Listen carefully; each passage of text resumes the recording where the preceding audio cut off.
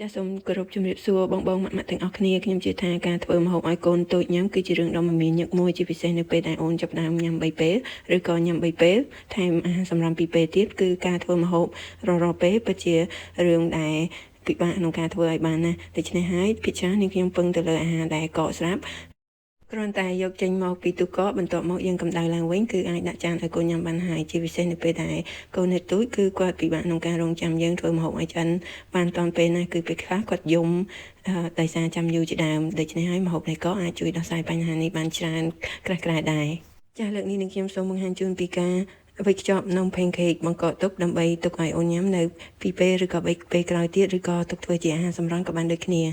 ចាពេលនេះខ្ញុំជៀន pancake ឲ្យកូនញ៉ាំគឺនេះខ្ញុំជៀនប្រហែលជា3ចំណែកគឺ1ចំណែកឲ្យកូនញ៉ាំភ្លាមហើយ2ចំណែកទៀតទុក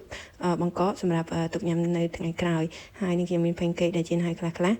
សម្រាប់2ពេលទៅថ្ងៃក្រោយហើយនេះខ្ញុំចាប់ផ្ដើមយកថង់ប្លាស្ទិកសម្រាប់ខ្ចប់ម្ហូបអាហារគឺយកមកខ្ចប់ដាច់ពីគ្នាមួយឲ្យបានផ្សេងគ្នាចាការខ្ចប់ដាច់ឲ្យផ្សេងពីគ្នាបែបនេះគឺមានលក្ខណៈល្អត្រង់តែនៅពេលដែលយើងដកចេញមកសម្រាប់មួយពេលគឺយើងអាចបានប៉ះពាល់ទៅនំ pancake ផ្សេងមួយទៀតដែលយើងទុកសម្រាប់នៅពេលក្រោយបន្តមកទៀតទេគឺយើងយកតែបរិមាណដែលយើងចង់បាននៅថ្ងៃនោះឬក៏នៅពេលនោះតែប៉ុណ្ណោះដូច្នេះហើយនំ pancake ដទៃទៀតគឺនៅស្អាតនិងមានអនាម័យល្អ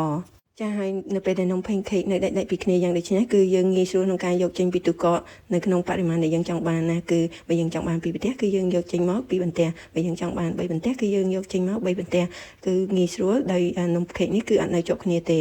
ចាបន្ទាប់ពីខ្ចប់ដាច់ពីគ្នាយ៉ាងដូចនេះហើយនាងខ្ញុំដាក់នៅលើថាសដែកមួយដាក់ចូលទៅក្នុងទូបង្កកដើម្បីពន្លឿនការបង្កកនេះឲ្យកាន់តែលឿនដើម្បីរក្សាភាពស្រស់នៅក្នុងនំ pancake នេះចានំ pancake នេះដាក់តែមួយសបកគឺកកបែបនេះហើយនឹងខ្ញុំចាប់ដើមយកថង់ប្លាស្ទិកថង់ Ziploc មួយសរសេរឈ្មោះម្ហូបហើយនឹងថ្ងៃខែគឺជាទូទៅយើងប្រើតែប្រហែលជាមួយសប្តាហ៍ទេសម្រាប់ម្ហូបទារកហើយបន្ទាប់មកគឺតម្រៀបនំ pancake ដែលកកនេះហើយចូលទៅក្នុង Ziploc មួយហើយគប់មាត់ថង់ឲ្យជិតដើម្បីកុំឲ្យចូលក្លិនម្ហូបផ្សេងទៀតចូលទៅក្នុងនំ pancake នេះចាបន្ទាប់ពីតម្រៀបនំ pancake ដែលកករួចហើយនេះចូលទៅក្នុង Ziploc កឹបមាត់ថង់ឲ្យជិតគឺយើងអាចយកទៅទុកក្នុងទូកកវិញបានហើយ